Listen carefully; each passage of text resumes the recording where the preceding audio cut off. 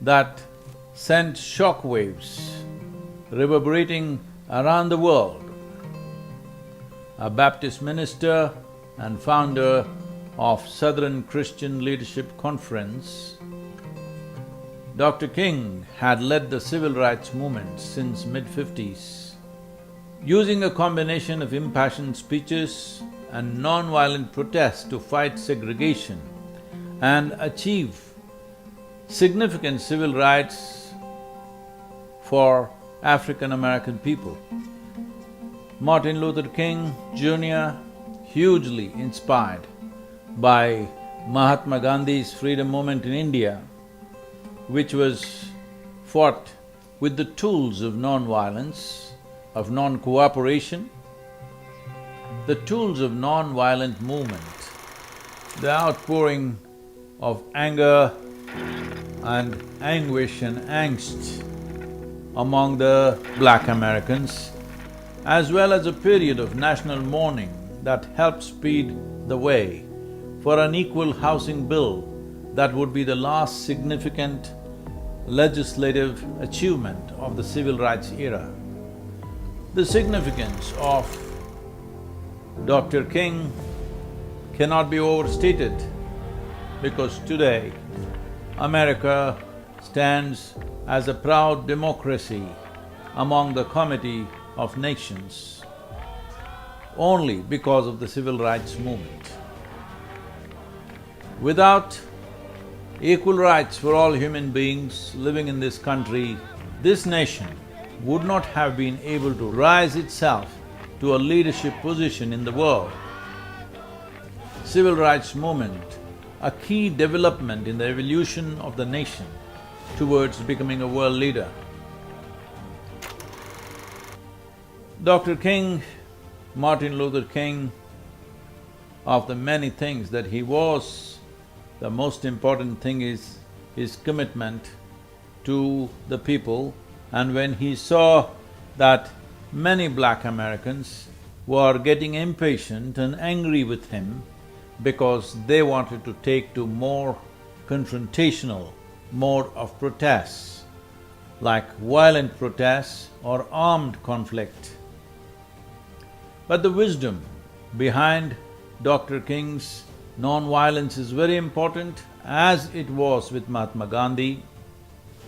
It is not that Mahatma Gandhi would not have chosen some other form of doing or some other form of conducting the freedom movement if he saw that possibility.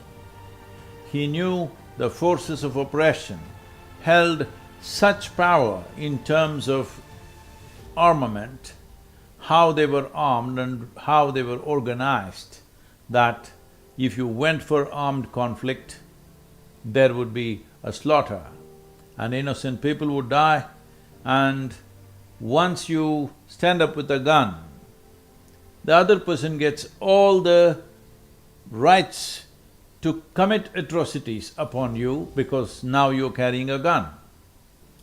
So, it was profound wisdom within Mahatma Gandhi's understanding of politics, the Indian people, the culture, where it is not a militant culture, very docile culture. He saw that non-violence could become a tremendous weapon in the armory of freedom struggle. So, that further enhanced the value of non-violent mode of fighting for India's freedom, and that was replicated here in America by Dr. King and replicated by Nelson Mandela in South Africa. In all these places, the oppression that was happening to a certain people was overcome without really firing bullets at your opponents or your oppressors, but by the dignity of non-violence. It takes much more courage to be non-violent, looking at the barrel of the gun or a bayonet or a baton that could crack your skull and still remain non-violent. It needs lot more courage, lot more commitment, lot more strength of heart for a human being to stay non-violent when there is widespread oppression around you. And the oppression is not of one day, it has continued for generations. So, we have to bow to these human beings who inspired thousands of people around them to stand up in a non-violent mode to a violent oppression. Not going by an eye for an eye business. As Mahatma Gandhi said once, if we go by the principle of an eye for an eye, we will have a whole world full of blind people. So, this movement in America in the 60s, led by Dr. King largely and many other leaders, in a way did not come to an end in Memphis. They managed to take his life, but it did not end in Memphis. It continued on to bring equality, to bring some sense of justice to the people who had suffered a couple of centuries of slavery and injustice. Well, unfortunately, the fight still continues to some extent. In recent times, there has been Black Lives Matters movement, which is in a way a small ripple from the 1960s civil rights movement.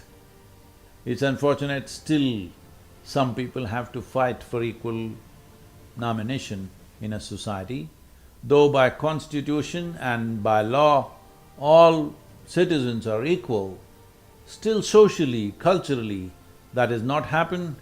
Still, even in systemic expression of law, that is not happened, so still people are fighting for it. These fights should not continue for long.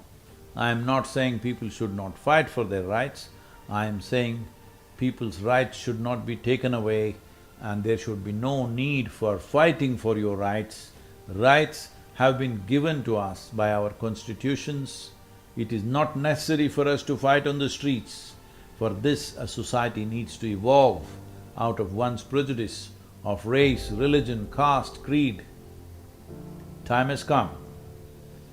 In honor of these great human beings, particularly these three that I mentioned, Mahatma Gandhi, Nelson Mandela and Dr. Martin Luther King Jr., who took to non-violent modes and set a new phenomena on the planet that you can fight oppression without you responding with the same coin, not of revenge, not of vengeance, but of peacefulness.